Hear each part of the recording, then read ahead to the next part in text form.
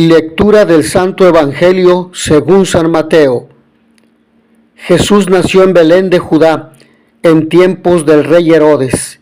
Unos magos de Oriente llegaron entonces a Jerusalén y preguntaron: ¿Dónde está el rey de los judíos que acaba de nacer? Porque vimos surgir su estrella y hemos venido a adorarlo. Al enterarse de esto, el rey Herodes se sobresaltó y toda Jerusalén con él. Convocó entonces a los sumos sacerdotes y a los escribas del pueblo y les preguntó dónde tenía que nacer el Mesías. Ellos le contestaron: en Belén de Judá, porque así lo ha escrito el profeta. Y tú, Belén, tierra de Judá, no eres en manera alguna la menor entre las ciudades ilustres de Judá, pues de ti saldrá un jefe que será el pastor de mi pueblo, Israel. Entonces Herodes llamó en secreto a los magos para que le precisaran el tiempo en que se les había aparecido la estrella y los mandó a Belén diciéndoles: vayan a averiguar cuidadosamente qué hay de ese niño y cuando lo encuentren avísenme para que yo también vaya a adorarlo. Después de oír al rey, los magos se pusieron en camino y de pronto la estrella que habían visto surgir comenzó a guiarlos hasta que se detuvo encima de donde estaba el niño. Al ver de nuevo la estrella, se llenaron de inmensa alegría. Entraron en la casa y vieron al niño con María, su madre, y postrándose lo adoraron. Después, abriendo sus cofres, le ofrecieron regalos: oro, incienso y mirra. Advertidos durante el sueño de que no volvieran a Herodes, regresaron a su tierra por otro camino.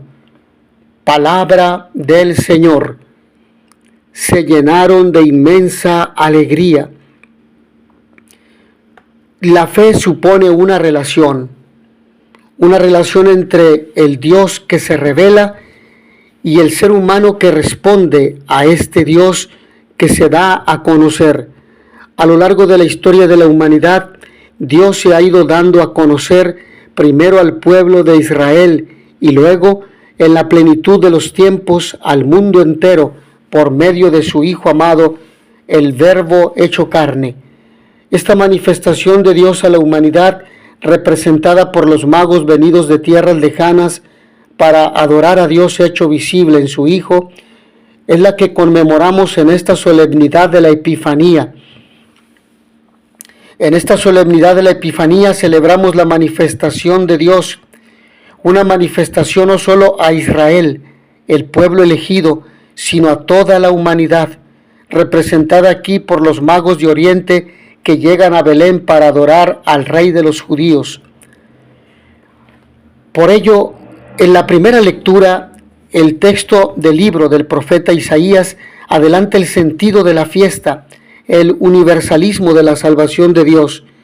El trito Isaías, es decir, la tercera parte del libro de Isaías, con oráculos de un profeta desconocido, se vale de la imagen de Jerusalén, símbolo de la presencia de Dios, para afirmar que todos los pueblos buscarán a ese Dios. Pero no se hace por la apologética barata de que el Dios nacional de Israel sea el único y verdadero. El Dios del profeta no es un Dios nacionalista, y con ello cae por tierra ese nacionalismo religioso que muchas veces se ha usado para grandes despropósitos. Si el profeta se vale de Jerusalén, es porque el profeta no puede dejar de ser un judío en su modo y sobre todo en su mundo y en su cultura. En la segunda lectura, el texto de Efesios nos habla del misterio que le ha sido encomendado al apóstol para que lo lleve a todos los pueblos, a los paganos, a los gentiles, diríamos a los que no tienen a Dios. ¿Cómo es posible? El texto es un texto paulino, una confesión que retrata a Pablo. Si bien la carta a los Efesios es muy posible que no haya sido escrita por él, sino por un discípulo que quiere mantener en alto la antorcha de la vocación y la misión del apóstol. Efectivamente, vemos un interés especial en describir la originalidad de la misión paulina, y en esto no hay nada que objetar. Las cartas auténticas de Pablo nos revelan por activa y por pasiva que esta ha sido la vocación en la historia de Pablo, por lo que ha dado su vida por Cristo. Pero en el Evangelio diríamos que desde las primeras páginas de su Evangelio, Mateo quiere enseñarnos que Dios no se manifiesta solo a los creyentes, sino que también se da a conocer a los extranjeros, a los no creyentes. Dios ha venido para salvar a todos los hombres y a todo el hombre, y eso no debemos olvidarlo. Dios quiere que todos los hombres se salven y lleguen al conocimiento de la verdad, Jesucristo, que es el camino que nos conduce al Padre, que es el sacramento de salvación que Dios nos ha dado, que ha dejado en la iglesia, que es el Evangelio, la buena noticia que nos ha sido dada a conocer. El evangelista nos recuerda la universalidad del Dios de que Jesús desde su nacimiento nos revela. El resto de su evangelio confirmará esta universalidad. Jesús nunca dejará de mostrar con sus palabras y sus obras, con su vida e incluso con su muerte y su resurrección, que todos se salvan por él. La salvación de Dios no conoce límites. Su amor por la humanidad no conoce fronteras. Todas las naciones, Señor, se postrarán ante ti y proclamarán tus alabanzas. Escuchamos en la primera lectura del profeta Isaías, así lo hemos ya mencionado, y en la carta a los Efesios, de la que leemos un fragmento en la segunda lectura, San Pablo, el apóstol de los gentiles, dice que el misterio que se le ha revelado es que también los gentiles son coherederos, miembros del mismo cuerpo y partícipes de la misma promesa en Jesucristo por el Evangelio. Esta es la buena nueva. Este es el sentido de la fiesta que celebramos hoy. Mateo es el único evangelista que relata este conocido episodio de los magos. No nos da mucha información sobre ellos, solo nos dice que eran magos y que venían de Oriente. Por tanto, no eran judíos, sino paganos que tenían otros dioses. Podríamos preguntarnos, ¿por qué son los magos los que vienen a adorar al Hijo de Dios en nombre de todos los pueblos del mundo? Desconozco la respuesta a esta pregunta, pero sí podemos decir que el término magos tiene varios significados. Puede referirse a personas o personajes con grandes conocimientos en diversos campos, como la astronomía, así como a personas con gran sabiduría religiosa y filosófica. Es un saber humano en el cual se refleja la sabiduría de Dios y el cual nos conduce a Dios, porque todo conocimiento, toda sabiduría viene de Dios. Son las semillas del verbo regadas en el mundo para que el hombre encuentre a Dios. Dios ha querido que todos los hombres se salven, y esta podría ser una respuesta a la pregunta que dejé abierta hace un momento. Y como Dios quiere que todos los hombres se salven, Dios los convoca, los llama, porque la salvación es un don de Dios, es gracia, es por gratuidad de Dios, no es por nuestros méritos o nuestro esfuerzo o nuestra erudición intelectual, como dirían los filósofos estoicos, de ninguna manera. La capacidad reflexiva y racional es la segunda parte y se requiere para responder y reconocer ese llamado que viene de parte de Dios. Fue esta sabiduría la que les permitió percibir en el lenguaje de la estrella un mensaje de esperanza y partir en busca de la verdad, en busca del Dios verdadero. Solo les bastó la aparición de una misteriosa estrella para ponerse en camino sin saber con total certeza a dónde los llevaría. Su camino de búsqueda fue largo y probablemente lleno de dificultades, pero mereció la pena. Al ver la estrella se llenaron de inmensa alegría. Aquellos buscadores habían comprendido, y nosotros con ellos, que toda su ciencia y creencias no eran nada ante este Dios único, tan poderoso en su amor, por la humanidad que llega a hacerse uno de ellos, un niño pequeño, pobre y vulnerable. Y este amor les conmueve, y cayendo de rodillas lo adoraron. Ellos, los grandes sabios, los magos poderosos, reconocieron en este niño frágil a la sabiduría. Los magos de Oriente, como dice Benedicto XVI en su libro La Epifanía de Jesús, página 102, se los recomiendo, son un inicio, representan a la humanidad que se pone en camino hacia Cristo, inaugurando una procesión que recorre toda la historia.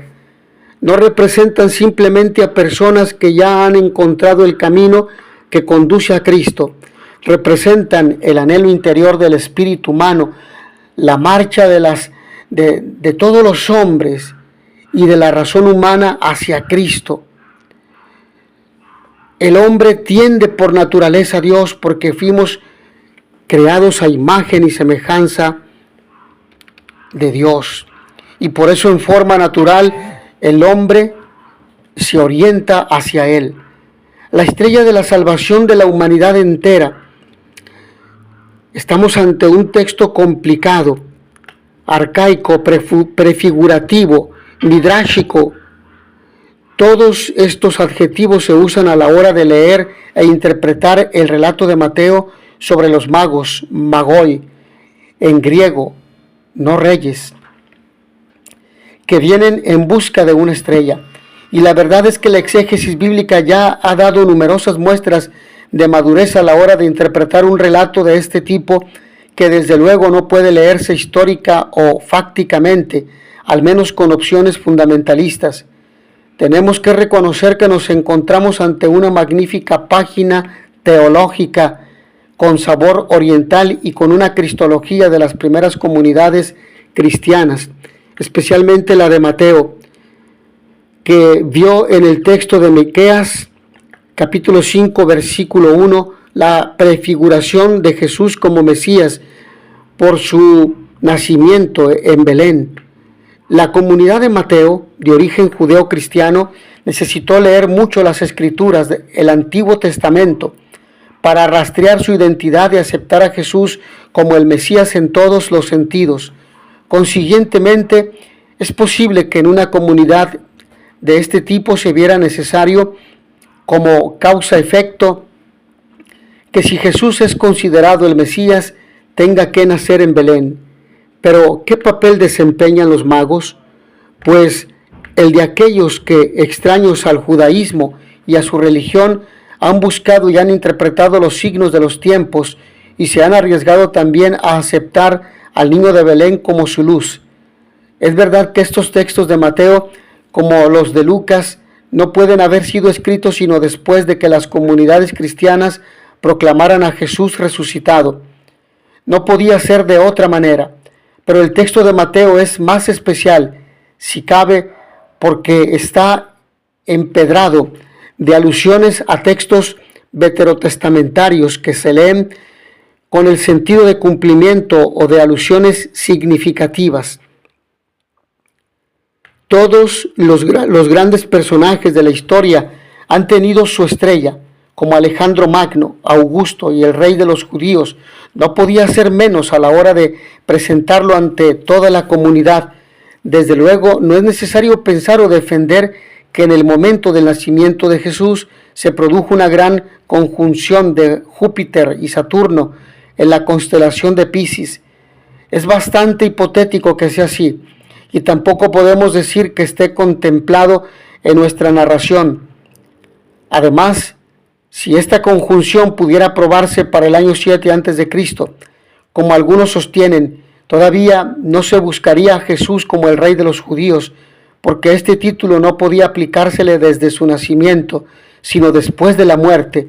Es el título de la condena en la cruz y la resurrección. Desde el significado de la fiesta de hoy, es mucho más iluminador leer el texto sin buscar exageradamente coincidencias históricas. Por eso resalta su tejido midrásico, actualización y adaptación de textos bíblicos. Así podemos ver que nuestro relato ha podido confeccionarse teniendo en cuenta al profeta Balaam, del cual nos habla Números capítulo 24, versículo 17. Un extranjero llamado por Balac para maldecir a Israel, pero sucede lo contrario. Lo bendice preanunciando la estrella de Jacob, el padre de las tribus. De la misma manera el texto de Isaías capítulo 60, versículo 6, nuestra primera lectura. Con los camellos y dromedarios cargados de dones que vienen a Jerusalén, y no menos, el sentido del Salmo 72, versículos 10 y 15, sobre los reyes de tierras lejanas que traen regalos al rey del futuro. La fe de los primeros cristianos tuvo que formularse de esta manera y de esta forma, expresarse simbólicamente. La verdad es que los cristianos aceptaron a Jesús como el Mesías verdadero, el que traería la salvación a todos. No había más remedio que rebuscar en las Escrituras para dar sentido a todo ello. Al comenzar este año 2025, ¿estamos dispuestos a encaminarnos hacia un mejor conocimiento de Cristo? ¿Qué estrella nos guiará hacia Él? Y al final de nuestra búsqueda seremos lo bastante humildes para postrarnos ante Él. Mis hermanos, que a todos ustedes el Señor los bendiga y les dé la paz. Y notitia veritatis proficere, pax et bonum.